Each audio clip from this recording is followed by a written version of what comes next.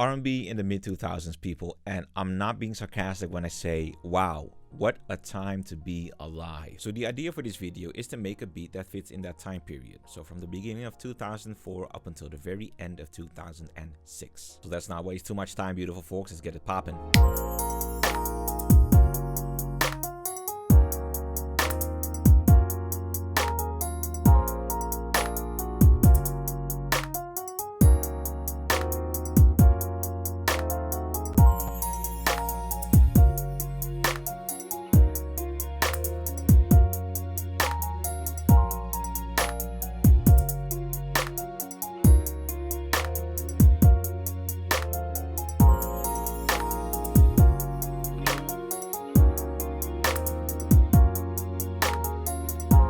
Now, I don't have the time to recap all of the things that happened, but here's a short summary of why that period, 2004 up until the beginning of 2007, was such a wild period. Justin Timberlake got Janet Jackson cancelled. Boo, boo this man. But he dropped a dope album in 2006, so I guess all is kind of forgiven. Mariah Carey and Mary J. Blige in 2005 showed all the girlies that they had to step their fucking game up. Ciara dropped Goodies in 2004, amazing album. Also, Usher dropped Confessions in 2004, thereby proving that male infidelity is the ideal gimmick for R&B singers. And for some reason, we started using saw waveforms in R&B again. Also, there's no way you could get around this guy.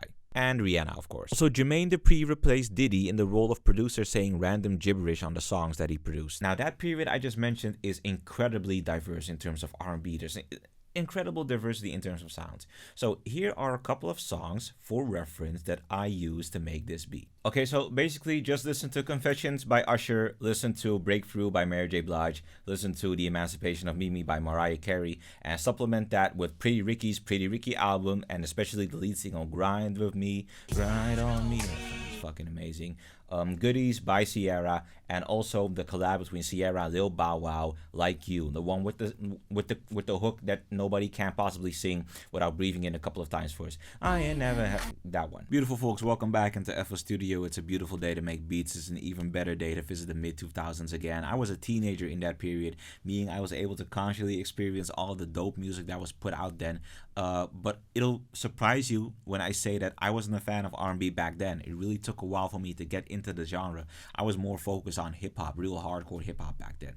But I digress. You can see that my beat consists of a couple of elements: guitar, piano, strings, bass, and electric piano. And I'm gonna just go through all of the layers real quickly before we get to the perks and the drums. Now, I don't know about you beautiful folks, but I have this weird quirk where I need to start my beat with a piano because that's the only instrument that allows me to hear what I'm doing. I genuinely tried starting off with an electric piano, but I just had to switch to an acoustic piano.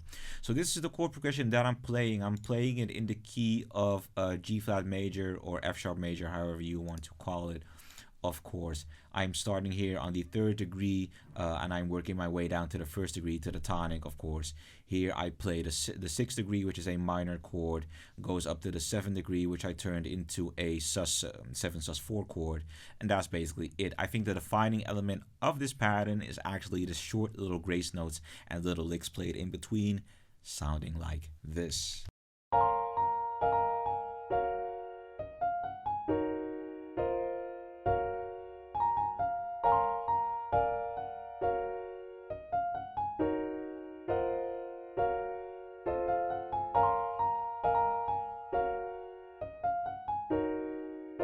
And here you can see the electric piano that I'm using. I'm actually using both my acoustic piano and my electric piano from the V collection, the Stage 73V. I really like it. I like the snapshots. I like the customization option. This one is definitely going into my workflow. And this is basically the copy and pasted chord progression right here.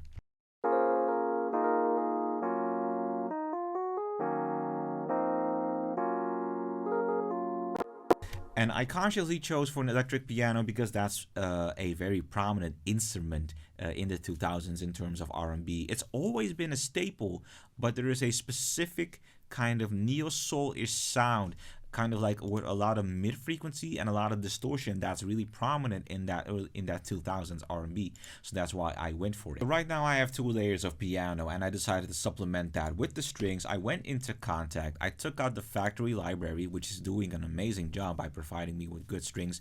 I took out the violin ensemble, and I played a different chord progression. Basically, I took out a lot of the licks and the passing chords, so it's just basically a quarter, no, just one bar, one measure, whatever. It's just chords.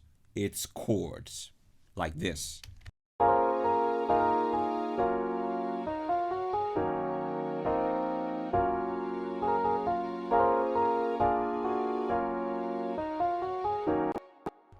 It sounds simplistic, and I think that's the essence of that mid 2000s R&B.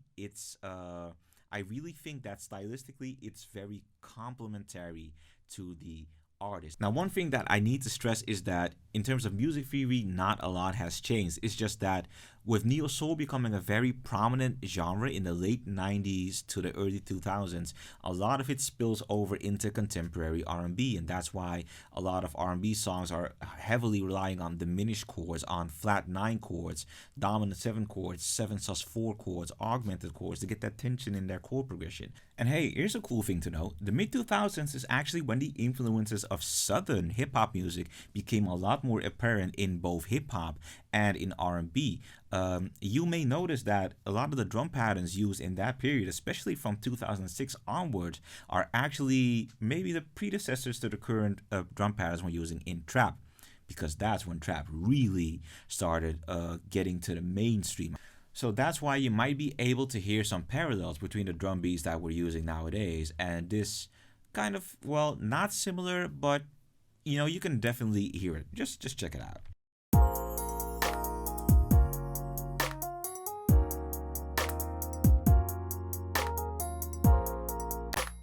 I believe it would sound a lot more like trap if I added hi-hat rolls, and that's definitely something that they already did, but not with the intricacy with which we are doing it today.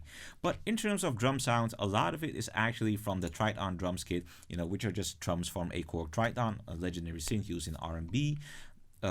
These perks, this sound here, this wind chime, fundamental. You cannot make a mid 2000s R&B without it. I guarantee you need to have that one.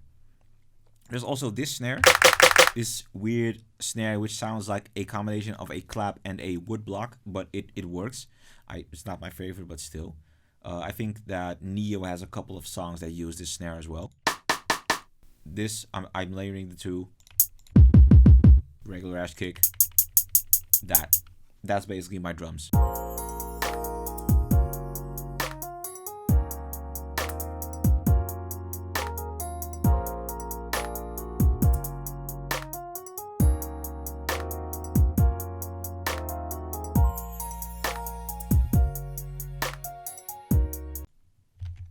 Now, I believe I should be touching upon my sound selection just a little bit more. Now, I did say that The Emancipation of Mimi, Breakthrough by Mary J. Blige, Sierra's Goodies, of course, and another album that I also mentioned. Wow, how could I forget?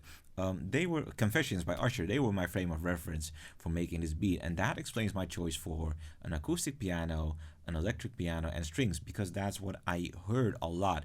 And it's not the only instrument that I heard. Those are not the only instruments I heard on those albums, but those are the instruments that resonated with me a lot. But there's a lot you can do to stay true to the sound of this time period, like synthesizers before. Of course, we already use synthesizers, but I'm talking saw waveforms, I'm talking triangle waveforms, I'm talking synth plugs that you hear in crunk and snap music. They spilled over in R&B at a certain point. Timbaland in 2006 had a heavy synth-based sound with shock value, which has rocked the world, of course. Justin Timberlake, same thing on Future Sex Love Sounds.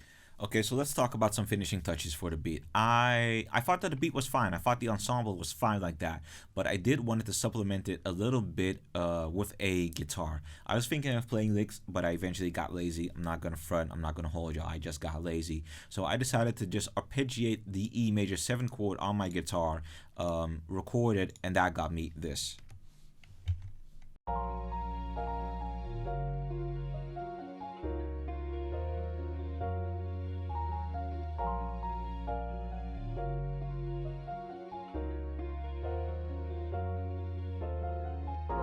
And that's how I got this dope mid 2000 R&B beat, or at least it sounds mid 2000s to me, but your mileage may vary. So that being said, beautiful folks, I hope y'all enjoyed this breakdown of what I think is a successfully made mid 2000s R&B beat. I hope y'all enjoyed the video. I hope that you'll feel inspired to delve more into R&B's rich history and experiment with some styles of the past and make yourself a better R&B producer.